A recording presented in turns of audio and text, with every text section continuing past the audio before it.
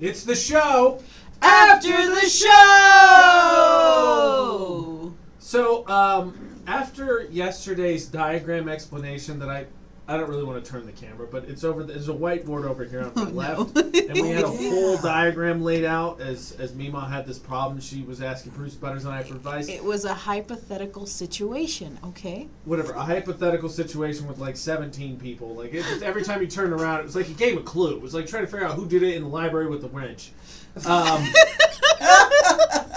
I think it was Tom. It's not Tom's from fault. MySpace. Ironically enough, in a follow-up to that, I stumbled across a story that someone shared that went viral that's not quite as, I think, intricate as the hypothetical you cooked up for us, but I think it's interesting nonetheless, and that was that someone shared a story that they were on, I think it was Bumble was the app they were on. They got matched with someone, and then the person immediately was like, oh no, I just wanted to talk, like your friend in the picture, I don't know how to find them. They're in your picture. I'm really interested. Can you pass that along? Oh, no. Wow. Right? So my question is, What a D-bag thing. how do you deal with that? If that situation happens to you, do you pass them along? Are you spiteful? Block. I guess I'm just like, oh yeah, sure. Let me just make sure it's okay to give you, And then you continue to this talk to him? contact. Yeah, pretty much. Yeah. Now Oh, you're- she now said. you're over here She said. catfishing. She said no. So sorry. I'm available. She's married. Has like 10 kids. Do you really Ew. want to? That was one of my least favorite things on dating apps was when you stumbled into the profiles of people who had multiple pictures of multiple people in their pictures. I'm like, who Who am I are looking you? at? Yeah. Which one is this? I never did get that. Why would you do that? Like, I can understand if you have, like, one because you're like, oh, this is just a fun time, or I look good. But usually you would follow it up with several single photos so people can go back and be like, okay, that's this tool, pass. Like, I don't even like my own photos, so, like, why would I want to be in somebody else's? Right. So producer butters will never capture memories ever with anyone. Tough. I don't care what the occasion is. No, I don't want to be in it. No, You unless could I'm say I forced was to. there, but hard pass. You have to force him. I will take pictures of everybody else. I just don't want to be in them. Look, the point was, regardless, so she shared the story, and so I was talking about it on the show today, and there were people that called in, and I was talking about it, and originally my reaction is like, okay, absolute tool. But the thing is, that guy doesn't really have, to me, necessarily terrible intentions. It's not a good way to go about it, don't get me wrong, but how else is he going to find out who that friend is, good or bad? I'm not justifying it one way or the other. I mean, just lost into the stratosphere of the internet if he does not reach out to the one person who clearly has a connection. But the thing that bugs me about it, I was like, okay, so you know this is bad. You know this isn't going to go bad. And also, what's the basis here? Like, I know nothing about her because it's not her profile. She likes cats and snowboarding. Like, there's nothing there. You're just like, she pretty, must talk. Like, that's all you got. That's what you're working off So of. I guess maybe shoot your shot. I'm guessing that's probably what somebody told him, or that's what he thought. He went, I mean, on a dating app, I think there's kind of no shame anyway. Yeah. I don't know. Bumble, I guess, is more refutable. I was never on that one than some of the other ones, Yeah, but no idea. I don't know. But I was just like, how do you deal with this? Because in my experience, setting up never works. So, for instance, my best friend is married, and his wife had like 5 really good friends all through college. I thought you were going to say 5 kids. I was like, geez. Okay, No. keep listening. Okay. Wow. She had 5 really good friends. Okay, good. And through college, really, it was me and another buddy of mine dated most of them, and the relationships did not go well. Mostly because those 5 friends were not good people in the relationship. And so it didn't end well. And then what had happened is basically her friend circle got destroyed by absolutely not her choice. Because what are you going to do? You're married to the guy. We're best friends with him. You can't just ditch us. Mm-hmm. Also, she don't want to ditch your friends, but then you kind of find out a little bit more about them when, you know, some of them are like, nah, I'm going to cheat. It's cool. I'm going to cheat in this relationship. Kind of hard to come back around and be like, you broke this guy's heart, but nope. And I always felt bad about it because if we don't date them, you know, maybe there's just a buffer that's not there that you have to break down in terms of finding out that they're like that. But she lost all her friends that way because we dated them, and then it didn't go well. So dating friends of friends, setting up friends, I just don't think is a wise proposition. It's just way too close. That's true. You know what's funny? When Irma and I go out, people assume that we're a couple. Right. You All get that the a time. lot. Yeah. It's kind of funny. It is. I just play along. Yeah, okay. I think we should. So what does she think? Well, I don't care what she thinks. Wow. I'm getting it regardless, so. It's better as relationship advice. Yes. I mean, the standard for judging that is so minuscule. Like, oh, guy and girl sitting together must be a thing. That's the only answer. I mean, I guess law of averages would suggest that's probably the case, but even still. That's the only situation. I mean, yeah. People think I'm an item with my best friend. It's fine. It's great. So you got a lot of hypothetical boyfriends floating out there is what I'm hearing. Yes, that might be why I'm single. I Tom, don't Jack. know. Who's Jack? Preacher butters. Yep. Hypothetical rapscallion as far as I'm concerned. Who's Jack? I don't know. I'm just making up names as I go. Okay, it was Brian, Tom, and Jason. Get it right. Oh, Tom was actually in there? Yeah, Tom wasn't Oh, there. I was just saying Tom because of MySpace. Mima's explaining the hypothetical whiteboard situation. For those not following along at home. Okay, how about this instead? Speaking of dating, because I think this is where a lot of my stories would come from. So 1 in 4 people would like to have a biography written about them, and I think this is somewhere between we think we're the main character of our own lives, versus I think the want to fame. But the thing is, like, if you think about the biographies that have done well, right? Those people are absolute train wrecks. Like, my biography is nowhere in comparison to, like, Sir Elton John's. Dude was doing drugs, sleeping with everything that moved, he was rich, doing all this stupid stuff. Like, mine's not going to compare to that. What I think everybody could have is a nice collection of short stories of some of their most interesting moments in terms of whether it was a train wreck or something cool that you accomplished or something catastrophic that you went through. They would read the very first page of mine like, this guy's boring. That's what I'm saying. I don't think too many everyday people could put together a full biography. But a collection of short stories, I'd be willing to give a lot of people because I'm sure there's interesting tidbits. So That's true. So do you have to do an autobiography in like parts? Because you're I like, don't know. I guess here's the technically first part of your life, and here's the next part, and then hopefully I'll get to the end of it. I think you just like time jump. Like, I think you have a theme because this like person was people born. write multiples, and so I think they tell different stories. So I think a theme, kind of what you're hoping to get across in the story, I think is the overarching goal. It But doesn't sound like anything I want to read. there's some really interesting ones out there. Regardless, the question wasn't going to be what is an autobiography you wanted to read. The question was going to be what's an interesting story that if you were to put together an autobiography or to put together a collection of short stories would be something that you would be like, this is a story that people would want to hear. So what's a story of yours and a story of yours and a story of mine that would really stand out in our autobiographies? I have way too many.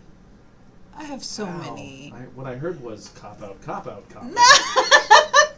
I'm asking to go last. That's all I'm asking. Let me think. I will tell one, right? So Yeah, give me an example. I was dating this girl for the Money? no third of what would be 4 times. Third of what would be 4 times. So her and our relationship started because she was a friend of a friend who was actually trying to set her up with a different friend of mine, and her and I hit it off, which nobody liked. And I was like, I can't, like, I like her, she likes me. I don't know why we're getting mad at people for doing that. And I talked to the buddy about it, and he was cool with it. So anyway, so then we just had this tumultuous relationship that never worked. We would run hot for 2 months, and then it would flame out, and then we would not talk to each other for 8 months, and then we'd do it again. And so we got together like 4 or 5 straight years in a row, and it was the same course every time. So this third time, she had come down like twice, because we lived 2 hours away, and I decided I was going to go up and visit her for the weekend and surprise her. So she's at work, so I have timed it, in my mind, fairly close that I'm going to arrive right as she gets off work. Totally makes sense to me, right? Why would that not be the case? So I'm asking for a general location where to come meet her because I know the town and I know how to get to the town, but I don't know where she's at. And I get this whole third degree via text message about how I'm leaving too early and she's having a bad night and blah, blah, blah, all these reasons that I'm like, well, what? I just, like, it's 2 hours. Like, it's going to be a second. So instead, because that's the way our relationship works, I'm like, okay, F it. I don't want to go anymore. I don't want to go. So I turn around, and I'm on these backcountry roads. I have no idea where I'm going.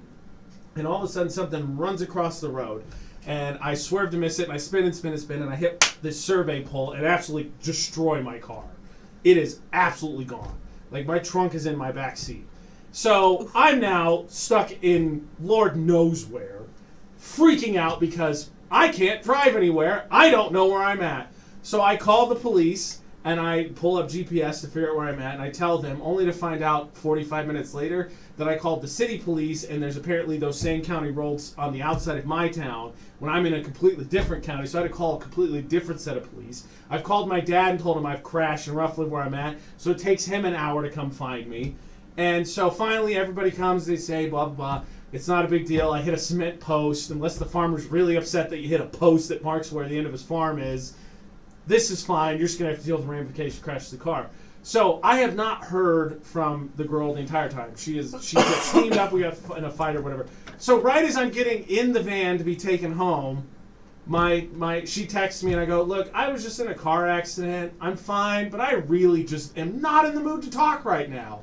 And she goes, what do you mean? I was like, look, I'm fine. I crashed my car. I'm not coming up tonight. I don't want to talk. We can talk about this later. And then I get you blame for me for this? This is ridiculous. And I was like, good night. And I closed my phone and turned it off. I dated her one more time after that. One more time. Don't roll your eyes at me. So there's a story for you that I think would stand out with some detail added in a biography or collection of short stories in my life. Wow. Like, you really had a whole ass accident. Yeah. Yes. I'm still not convinced that wasn't a skinwalker that ran across the road either, because it was big. Might have been. It was orange. Orange? Yep, and it was this size. Huh. Probably a little bit taller. This is why you need a dash cam. And I got yelled at for crashing my car, and I'm like, okay, really? LOL, I'm dead. Leave me alone. That's what I should have texted. LOL. Not beyond the realm of something I would have said at that point. This was before the dead emoji. yes, it was. You know, I'm trying to think of a story that I could tell. I mean, I could tell the story of my road trip gone awry. Let's hear it. How I got stuck in Georgia for 5 months. That's a long time. That's a very delayed road trip, I gotta be honest. Well, I'm just here to stay. I guess I live here now? The funny thing is, my destination wasn't Georgia, so there's that. I kind of figured that, actually. So I take it you never made it to your destination? I did. Oh, okay. Yeah. And Yes. then came back to Georgia? We got frozen, and then. Did you get your peaches anyways, I did. Really good peaches. Okay, so what's the story? Okay, so in February, my grandma's birthday's in February, and I hate traveling in the winter, especially in Utah, because ice, snow, people don't know how to drive. Yeah, No for way. sure. So 2 years, 2021, it was kind of a warm winter, I would say. There wasn't any snow, so I was like, I can go. And I was checking the weather constantly, because it was just supposed to be like an over-the-weekend trip, right? Right. So I'm like, okay, I get in my car, I get an oil change, I get it car washed, ready to go. So I leave here, and like the sun is shining, the sky is blue, everything's great. Right. I get to an overpass and there's snow everywhere, and I'm like, no, it's still pretty warm. I mean, there's snow. I'm in a higher altitude, so I just keep going. Besides, I'm going to Texas. Right.